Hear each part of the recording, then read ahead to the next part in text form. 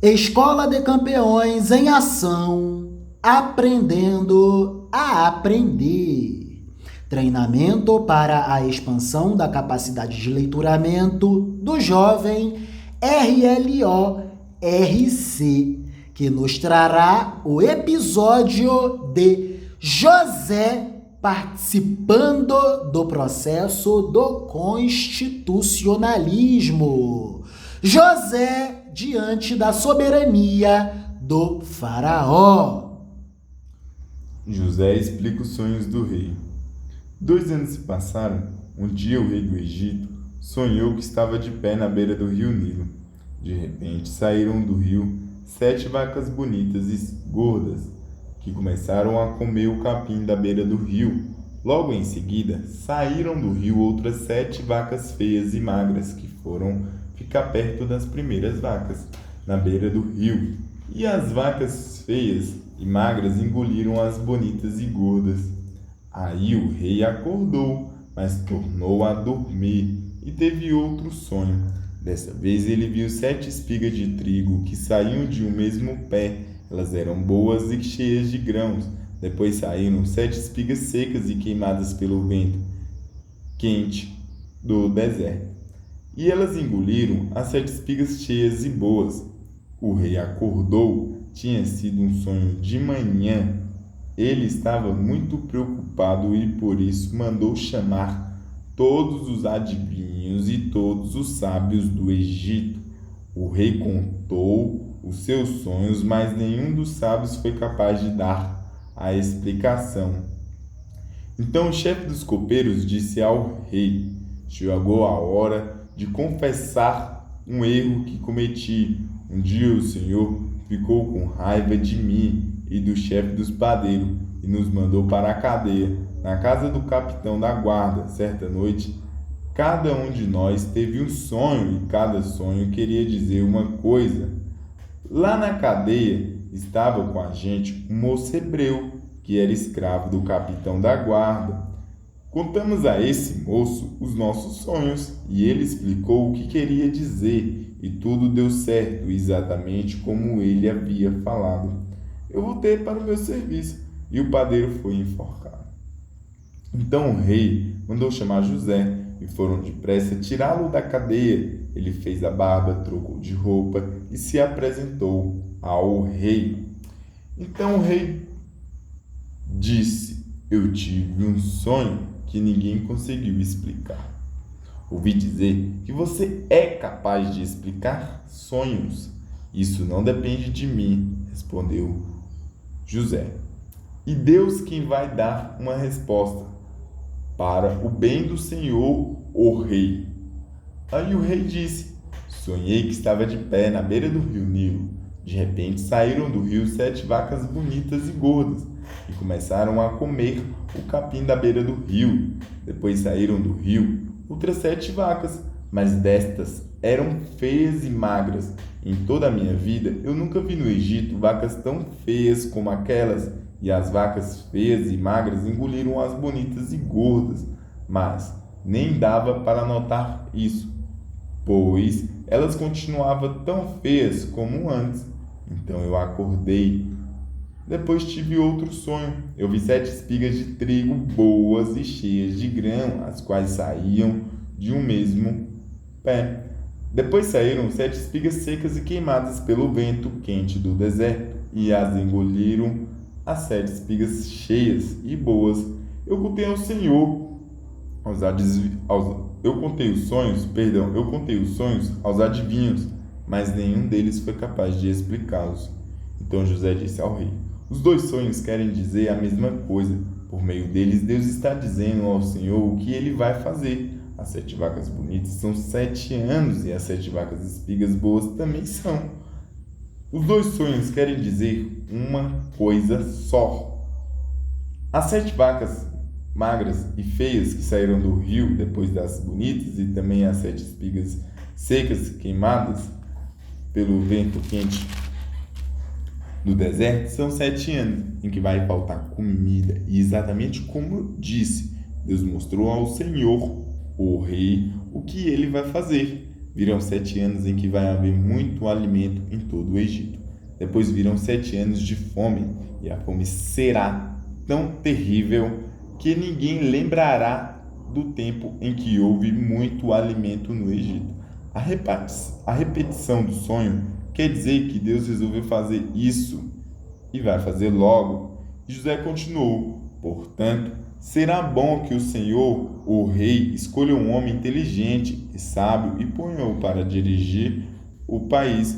O rei também deve escolher homens que ficarão encarregados de viajar por todo o país para recolher a quinta parte de todas as colheitas. Durante os 7 anos em que elas forem boas, durante os anos bons que estão chegando, esses homens ajuntarão todo o trigo que puderem e guardarão em armazéns na cidade, sendo tudo controlado pelo Senhor Rei. Assim, o mantimento servirá para abastecer o país durante os 7 anos de fome no Egito, e o povo não morrerá de fome. Maravilhas e bênçãos divinas. É José participando do processo do constitucionalismo. Muita atenção a esta leitura, que alargará a nossa compreensão para a inteligência do capítulo 41 do livro do Gênesis. Faraó conta os sonhos a José, e logo Deus orienta José ao sentido correto para uma perfeita interpretação. Deus é perfeito. Vacas gordas e espigas bonitas representam a abundância, a fortuna e a prosperidade. Já as espigas mortas e as vacas definhadas e raquíticas significam a fome, a escassez e a carestia. Os pesadelos possuem sentido e significado econômico. Imediatamente, José observa com toda a atenção e paciência para o modo como o poder político estava estabelecido no Egito. Todos os poderes do Estado estavam superconcentrados nas mãos de um só homem, o Faraó, rei Deus do Egito. José, prevendo 7 anos de fartura e desenvolvimento, e após esses outros 7 anos, só que de fome extrema, projetou logo um futuro sombrio e complicadíssimo para a administração da governança econômica do país do Egito.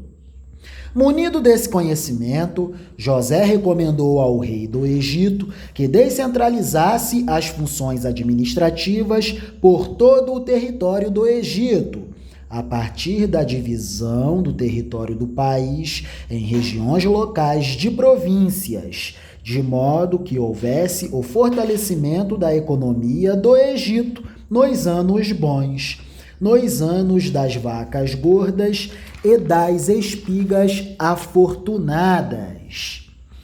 Mediante esse esforço de desconcentração e descentralização, delegação de funções administrativas, as províncias se fortaleceram de tal modo que cada cidade constituiu seus armazéns de cereais e pagando o devido tributo ao faraó, a quinta parte do rei do Egito, a quinta parte do faraó. 20% para o rei do Egito. Amadas inteligências, aqui neste ponto do texto, fazem-se necessárias algumas considerações sobre o direito constitucional e sobre o processo do constitucionalismo, sem as quais não compreenderemos o contexto político-econômico no qual José se envolveu. O jovem José viu o seguinte cenário: o faraó como o próprio Estado unitário. ao que Deus agraciou José com a devida sabedoria para que José recomendasse ao rei do Egito a migração e trânsito do estado unitário para o estado regional. E o que é estado unitário e estado regional? De acordo com o curso de Direito Constitucional do professor Silvio Mota, 25ª edição, editorial Gin Método, página 104 do capítulo 1º da unidade 2ª, princípios fundamentais. Forma de Estado é conceito relativo ao modo como se estrutura o exercício do poder político no território do Estado. Se existe apenas um centro de poder político no Estado, estamos perante o Estado unitário. Se o Estado se organiza mantendo uma centralização política, jurisdicional e legislativa, mas permitindo que regiões possuam autonomia administrativa em maior ou menor grau, teremos o Estado regional. No Estado unitário, todo o poder político é centralizado em um ente. Temos aqui apenas uma entidade política ou governamental, soberana em todo o território do Estado. O Estado unitário caracteriza-se, portanto, pela inexistência de repartição de poderes políticos, legislativos e jurisdicionais e administrativos. Há somente um poder político central que irradia suas decisões de forma soberana para todo o restante do território nacional, impondo suas determinações sobre as coletividades regionais e locais. Eis a realidade política estabelecida sob o império do faraó. Foi isso que José presenciou e constatou. A partir disso, José recomendou: migremos para o estado regional.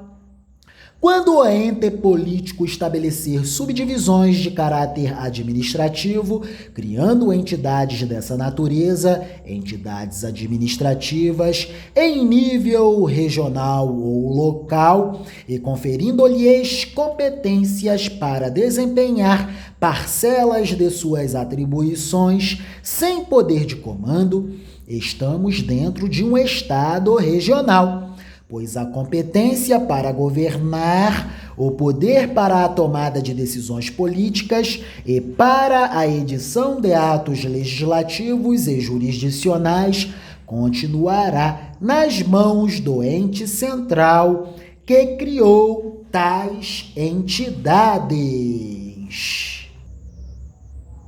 Vamos lá. A recomendação político-econômica de José do Egito para o faraó. Avança, jovem amado do Altíssimo. Virão 7 anos em que vai haver muito alimento em todo o Egito. Depois virão 7 anos de fome. A fome será tão terrível que ninguém lembrará do tempo em que houve muito alimento no Egito. A repetição do sonho quer dizer que Deus resolveu isso e vai fazer logo, e José continuou. Portanto, será bom que o Senhor, o rei, escolha um homem inteligente e sábio e o ponha para dirigir o país. O rei também deve escolher homens que ficarão encarregados de viajar por todo o país para recolher a 5ª parte de todas as colheitas durante os 7 anos em que elas forem boas. Durante os anos bons que estão chegando, esses homens ajuntarão todo o trigo que puderem e o guardarão em armazéns nas cidades, sendo tudo controlado pelo Senhor. Assim o mantimento servirá para abastecer o país durante os 7 anos de fome no Egito, e o povo não morrerá de fome. Maravilhas, muito obrigado.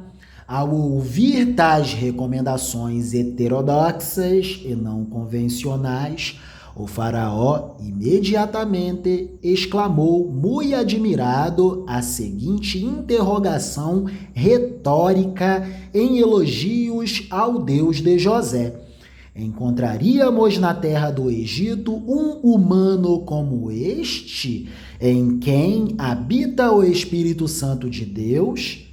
Assim e deste modo, José é nomeado pelo faraó ao posto de grão-vizir do país do Egito, cargo criado especialmente para José.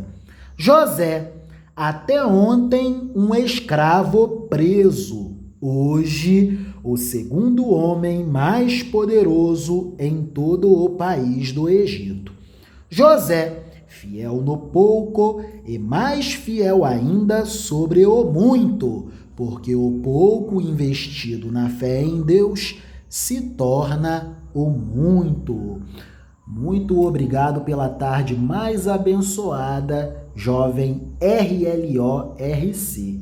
Que Papai do Céu te dignifique cada vez mais, principalmente em sabedoria. Amém? Amém. Amém. Glórias a Deus e aleluias.